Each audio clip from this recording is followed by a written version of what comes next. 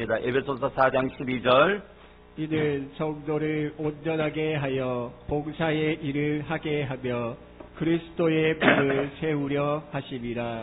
아멘.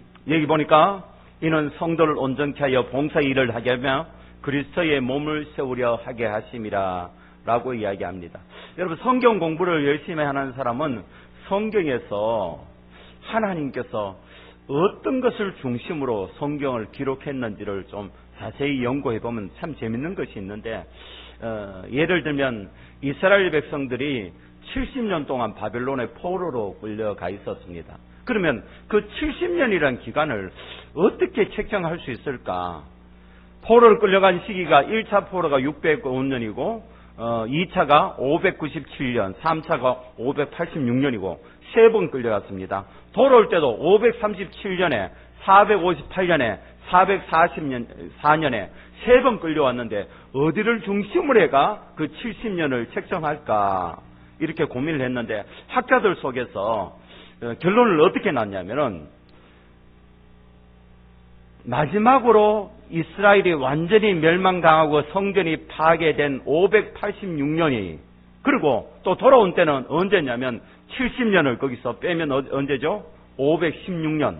516년에 어떤 일이 있었냐면 1차 포로가 귀환하고 한참 있다가, 그게 뭐냐면은 예루살렘 성전이 완성되고 난 뒤에, 이게 70년이라고 본다. 그러니까 성경에서 이스라엘 백성들이 포로로 70년으로 잡혀 있었다는 것은 무엇을 이야기하냐면은 이스라엘 땅이 멸망당한 것도 아니고 하나님의 성전이 완전히 파괴된 것에서 다시 성전이 완공된 것으로 봤을 때 이걸 70년이라고 이야기를 한다는 거예요. 그럼 성경은 어떻게 중심으로 기록되었다고요? 하나님의 성전, 하나님의 교회를 중심으로 지어졌다는 거예요. 교회가 완전히 파괴될 때, 성전이 파괴될 때, 다시 교회가 세워졌을 때, 하나님의 성전이 세워졌을 때, 이 기간을 날짜로 잡는다. 그러면 교회에서, 성경에서 가장 중요하게 본다는 게 뭐죠? 하나님의 성전, 하나님의 교회를 본다는 것입니다. 오늘 본문 말씀을 다시 한번 보면 에베소서 4장 12절에 이는 성도를 온전케 하여, 성도가 온전해져서 뭘 해야 된다고요? 그리스도의 몸을 세우려 하십니다. 그리스도의 몸을 뭐라고 합니까? 하나님의 성전을 이야기하죠. 성전을. 하나님의 성전을, 하나님의 교회를 그리스도의 몸이라고 이야기를 하는데, 성도가 해야 될 일이 뭐냐면은 하나님의 교회를 세워야 된다고 이야기를 하는 것입니다. 그러면 성경에서 하나님의 성전, 하나님의 교회를 두 가지로 보통 이야기합니다. 가장 먼저 고린도전서 3장 16절에 보면 너희가 하나님의 성전인 것과 하나님의 성령이 너희 안에 거하시는 것을 알지 못하느냐라고 본다면 사람을 이야기하고 있다. 사람을 이야기하고 있다. 그래서 여러분, 우리 성도들이, 우리 행복한 우리 교회가 무엇을 해야 되냐면은 사람을 세워야 되는, 하나님의 성전된 사람을 세워야 된다고 이야기를 하는 것입니다. 그러면 우리의 사람들이 어떻게 하나님께서 기뻐하시는 온전한 인생으로 변할까요?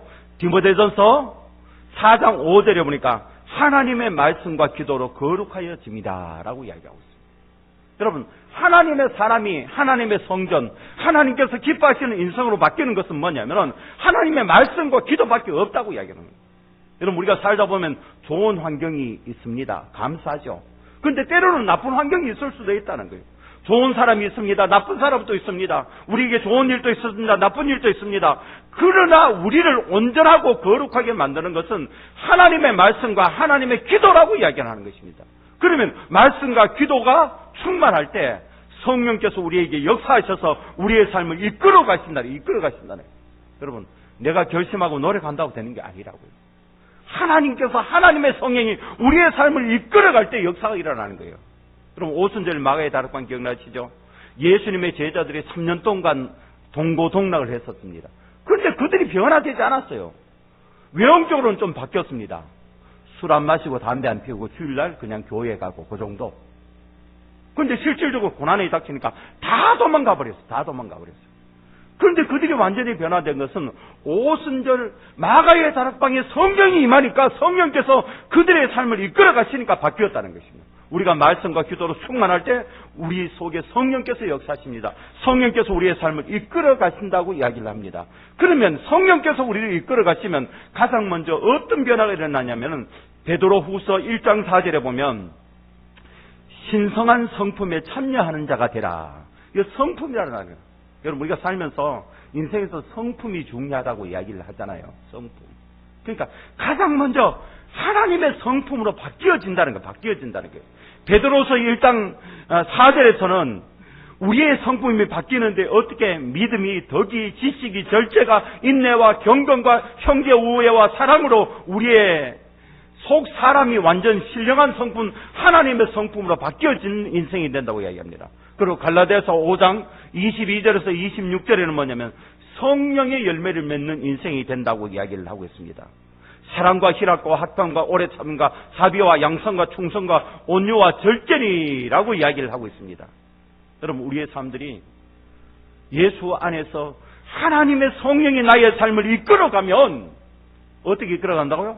말씀과 기도가 내 삶에 충만할 때 성령께서 나의 삶을 이끌어 가시는데 가장 먼저 내 성품이 변화되고 나를 통해서 하나님의 성령의 열매가 가득한 인생으로 바뀌어진다는 것을 이야기하는 것입니다. 그래서 우리의 삶이 하나님 앞에 온전한 삶으로 바뀌어지는 것입니다. 그럼 두 번째, 하나님의 성경, 하나님의 교회가 바뀌어지는 것을 이야기하는데 디모데전서 3장 15절에 보면 이렇게 이야기합니다. 만일 내가 지체하면 너로 하여금 하나님의 집에서 어떻게 행해야 할지를 알게 하려 함이니 이 집은 살아계신 하나님의 교회요 진리의 기둥과 터니라 라고 이야기하고 있습니다. 여러분, 조금 전에 하나님의 성전된 사람을 온전케 변화시키는 것이 우리의 첫 번째 목적이라면 두 번째 교회를 이야기합니다. 교회는 여러분 건물 아닙니다. 하나님의 모임 공동체를 이야기하는데 이 교회를 성경 디모데전서 3장에 뭐라고 한답니까?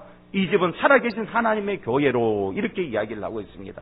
그러면 하나님께서 정말 기뻐하시는 교회는 어떤 교회냐를 보면 요한계시록 2장과 3장에 보면 하나님께서 교회의 모델을 7개를 주고 계십니다. 가장 먼저 거기 보면 하나님께서 7교회를 주시면서 가장 먼저 조심해야 될 교회에 대해서 이야기하는데 버가모하고 두아디라 교회 보면 버가모 교회가 하나님 앞에 책망을 받은 것은 발람의 교훈과 니골라당의 교훈, 이단을 이야기합니다. 이단. 그리고 두아디라 교회에서는 이세벨을 내가 용납하였다라고 이야기해요. 그러니까 뭐냐면은 하나님의 교회가 순수하게 하나님의 말씀으로 가는 교회가 돼야 돼요. 이단의 교리가 있으면 안 된다. 여러분, 이단을 물리칠 수 있어야 된다. 이게 첫 번째고, 두 번째는 계시록 2장 4절을 말씀해 보니까 에베소 교회에 대해서 이야기하면서 뭐라고 합니까? 너희가 처음 사랑을 버렸다라고 이야기합니다. 그러니까 하나님께서 원하시는 교회의 모습은 뭐냐면 우리 속에 이단의 사상이 있지 않고 순수하게 하나님의 말씀, 하나님만 섬기는 것이고, 두 번째는 뭐라고요? 하나님의 첫사랑이 가득하는 거예요.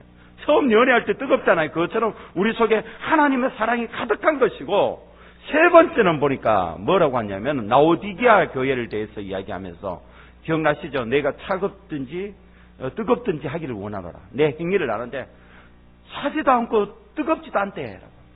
사도교회에 대해서는 동일하게 요한계시록 3장 1절에 보니까 내가 내 행위를 아노니 내가 살아있다는 이름을 가져서는 죽은 자로다. 꼭 살았는 것 같아요. 죽은 자라. 그 결론은 뭡니까? 그들 속에 뜨뜻미지근한 것이 돼. 뜨겁지도 않고 차지도 않은, 그것을 열정이 없다고 이야기를 합니다. 그런데 참 재밌는 것은 뭐냐면은 하나님께서 칭찬한 교회가 두 교회가 있는데 서머나 교회하고 빌라델비아 교회입니다. 그러면 이 교회들이 어떻게 칭찬을 받았는지를 좀 자세히 연구를 해보면 요한계시록 2장 9절에 서머나 교회에 대해서 이렇게 이야기를 합니다. 서머나 교회가 하나님 앞에 사랑을 받았던 이유가 요한계시록 2장 9절에 보면 내가 내 환난과 궁핍을 알거니와 실상은 내가 부유한 자다. 이 말은 뭡니까?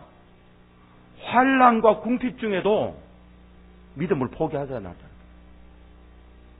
칭찬만 들은 서머나 교회의 특징이 뭐냐면은 분명히 우리가 신앙생활을 하는데 환난이 있고 궁핍이 있고 어려운 일이 있었다는 거예요. 그런데 포기하지 않았다는 거예요. 우리의 믿음을 포기하지 않았다는 거예요. 우리의 신앙을 포기하지 않았다는 거예요. 우리가 하나님을 섬기는 것을 포기하지 않았다는 것을 이야기하는 거예요.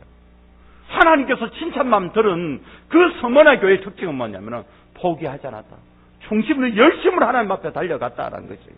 또 칭찬만 들은 교회 빌라델비아 교회를 보면 요한계시록 3장 8절에 내가 작은 능력을 가지고도 내 말을 지키며 내 이름을 배반하지 아니하였다라고 이야기합니다.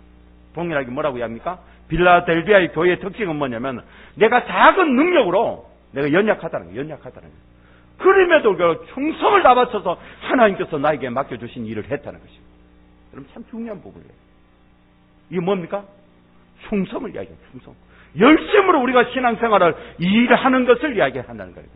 그럼 7교회를 정의하면 뭐라고요? 첫 번째, 순수한 하나님의 믿음으로 살아가는, 이단이 아니라 순수한 믿음으로 살아가는. 두 번째, 하나님의 사랑이 있는 교회. 세 번째 뭐냐면은 충성을 다하는 모습을 이야기하는 것입니다. 그래서 요한계시록에도 여러 군데에 충성된 증인에 대해서 이야기합니다. 요한계시록 1장 5절에 대해, 요한계시록 2장 10절에도, 2장 13절에도, 계시록 3장 14절에도 계속 충성이라는 단어가 지속적으로 나오고 있다는 것을 보게 됩니다. 사도 바울도 동일하게 이야기를 합니다. 디모데후서 2장 2절에 내가 많은 중에서 내가 들은 바를 충성된 사람에게 부탁하라. 사도 바울도 하나님의 복음을, 하나님의 교회를 누구인데 맡기냐면은 충성된 사람에게 맡기라고 이야기를 하고 있다는 거예요. 그래서 여러분, 우리 교회에서 정말 중요한 게 뭡니까? 충성이라는 거예요. 열심히 하고 최선을 다하는 거예요. 예수님도 동일하게 이야기를 했습니다. 비유로 이야기를 하시면서 마태복음 25장 21절에 내가 적은 일에 충성하였으며, 25장 23절에 내가 적은 일에 충성하였으며.